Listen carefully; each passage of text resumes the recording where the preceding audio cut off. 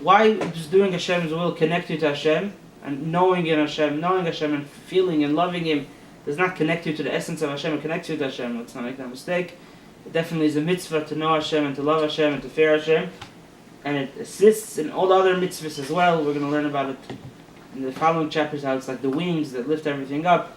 But at the end of the day, what really connects you is doing His will, because when you do His will, you're putting aside put aside, nullify your will for His will, and that's where Hashem fits in. When it's not about yourself. If it's about yourself, it's about your understanding, your feeling, then my I and Hashem are in a contradiction in somewhat of a way. So even if my I wants Hashem, at the end of the day, it's contradicting the concept of Einad Bilvad, not contradicting in a objective sense, because the truth is that there is nothing besides Hashem. But how in the way you understand reality, if I love Hashem, then it means you didn't really reach Hashem.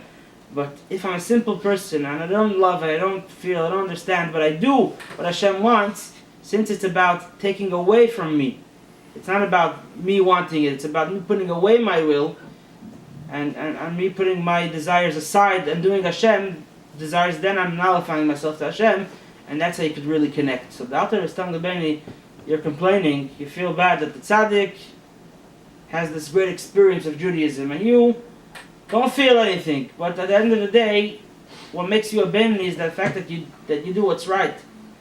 La Soise, we said the Tanya is founded on the pasuk. It's close, it's achievable for every single Jew to connect to Hashem with your mouth, which is the idea of speech, your heart, which is thought and kavanah and feeling, understanding, and deed. The deed is the main part, because the deed is what connects you to Hashem. But now that was chapter 35. So the Beni comes and asks now, okay, if this is the main thing that I should do, then why do you have to make it so hard for me? You make some people that they could do and also feel, and the experience, the love and fear to Hashem definitely assist in doing more mitzvahs. Someone who, a tzaddik, has no struggle, and obviously he could grow and he could learn more and do more. Beni, everything is a struggle.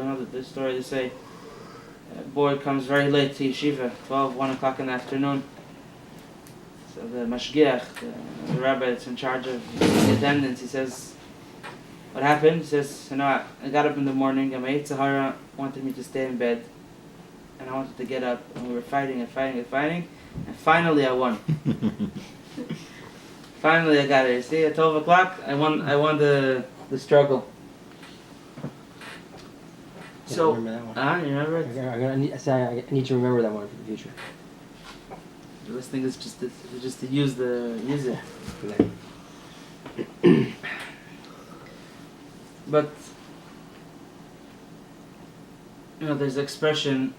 I don't think it's totally in place over here, but it goes. I don't know how it goes in English, but in Hebrew it goes that the tzaras rabim nechamas shaitim.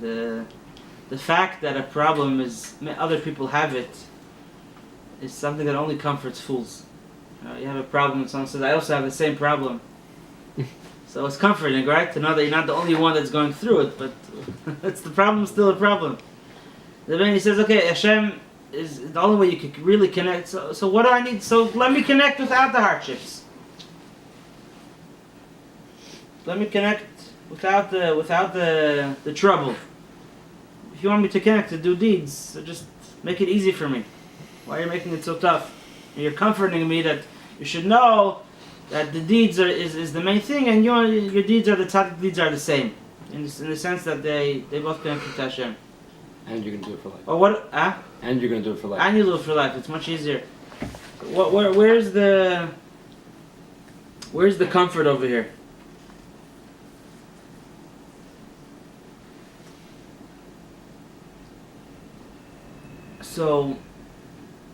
So another thing that helps people cope with hardships is knowing that another it's another point, which is actually what we spoke a little in the beginning. The Beinoni feels, you're telling me that I could connect to Hashem's essence through that. At the end of the day, I'm a human being. Right? So you tell me that me doing mitzvahs, it connects me to Hashem more than me understanding and feeling God. But Hashem, you created me in this reality where I feel myself as an entity, and I'm trying to make my entity more godly. And the tzaddik, at least, he fights, and at a certain point, he wins, and he makes his character a godly character. Okay, so it's not the ultimate truth of godliness. It's true, but we're living in this world. You put me in this world. If you wanted me to be connected to the true essence, then don't create me, because the moment you created me, you threw me into this illusion that I'm something that serves Hashem instead of feeling that I am an expression of Hashem. So you and then you're telling me, listen, at the end of the day, it doesn't matter what you feel, it matters what you do, because only what you do really connects you. What does this help me? You mean you're still stuck with the feeling of... You're telling me I created you as a yesh. Yeah, yesh is talking about that entity that feels complete. Itself. Means complete. Yesh means something. To have. To be. Yes. Oh, to be. To be which a human being feeling himself as a being is not the truth, because the truth is that Hashem is the only thing. And so the tzaddik is in this world, and at least in this illusion of being a yesh, he at least feels connected. He says, I'm a yesh, but I'm not a yesh that goes against Hashem. I'm a yesh that tries to be connected to Hashem. Great. The Beinoni doesn't get to experience that. He has to stay with that experience.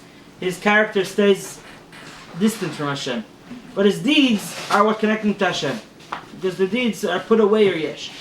So either don't create me, or at least give me the tools to reach the best I could reach within those boundaries of existing. Because we said the ultimate truth is that you don't exist, that you don't feel that you exist. The tzaddik doesn't reach that. The greatest tzaddik, he feels himself as someone who's loves Hashem, who's close to Hashem. So the Beinoni is being told, it doesn't matter what you feel. If it doesn't matter what I feel, then what are you putting me in this world for? And if you're putting me in this world, why are you not giving me tools to be able to refine my character, that I could become a yesh who loves Hashem like the tzaddik is? Why do I have to be a yesh who doesn't love Hashem but forces himself to do what's right? And you tell me, it doesn't really matter. At the end of the day, this is what's important. When you give someone a mission, you have to give him the tools to succeed. The Beinoni is not being given the ability to succeed, it seems. Yeah, he's being put in a position that he cannot get out of, and he's stuck in it. No win battle. So no way. There's no way to win it. You can only fight it. It's like that, like the Jews and the Arabs in Israel. We brought it to a situation that now it's hard to win it. The only thing you do is just to manage it in a smart way. So here's the Beinoni's complaint. It really is the feeling element. Yeah, but he said the feeling. No, you told me that the deed is what really can. I get that. Right. But I can't feel anything. Okay. But if you wanted me, but you created me this way, so at least let me succeed. It's like succeed mean in feeling. Yeah. Yeah. Okay. No, so the fact that the deed is the main thing, I get it, but it doesn't comfort me, because you're telling me that the main part of your life is you could accomplish, you could connect to Hashem by deed. But the Beinoni says then either the Gemara says that the sages were in disagreement if it's better for a person to be created or not, and they went to a vote, and it says Nimnu v'gamru chachmei Torah, the sages of the Torah, they counted, they voted, and they decided that man is better off not being born. But now that he's born, he can make the best of it by doing Torah mitzvahs. That's what the Beinoni is actually saying. Did Job also say? That's what you're telling me. I created. Job also said it was better not to have been born. Didn't Job say that? Right. Yeah. Eov. When here. I mean, in that case, not only did not have good feeling. I mean, he was suffering. But he only realized that after. So what's the Gemara telling us over here? You're better off not being born, because only a tzaddik, enjoys being born. He's born and he wins, he has a challenge and he accomplishes and he gets somewhere. But most people don't become tzaddikim. So, but if you're already in this world and Hashem created you, you don't know why, at least you could connect to Him by doing Torah mitzvahs. Very good. The comforting is not complete. Here we come into another element. But the truth is, you don't have to accomplish for yourself in order to feel accomplished. Accomplishment doesn't only mean that I work and I amass all the fortune to myself. That's one type of success. That's obviously the better one. A person works for himself. What happens if a person is building the Twin Towers? Well, that's not really nothing to show off about that anymore. Yeah, or a soldier, he goes and fights a war. And the war is won. He didn't win the whole war, and the truth is that his king really gained from it. But at least he was part of. At least he took part of it, and he could look back and say, I accomplished it, not for myself, but I accomplished for my country, for my king. As a child growing up, a lot of boys in my class were very into sports. They would follow sport teams. America's basketball, baseball. I never understood. I understand different. I was never my type of thing, but I never got it. But the last few years, I figured it out. People like belonging to something big. The player doesn't know you. You're his fan. He has no idea who you are. Even if you get an autograph from him, he has probably it's the only time you'll meet him. Next time you'll meet him is on a screen or from far up from one of these. But why are you so excited about him? He doesn't give you any money. He doesn't give you any fame. He doesn't. You belong to something big, and here in this case by contributing towards a bigger goal, even if you yourself don't get the gain, but you know that you were part of this, so that already gives you a certain measure of feeling accomplished. I was a part of something big. Not only I'm connected to something big, I'm also accomplishing part of it. I'm assisting the great king.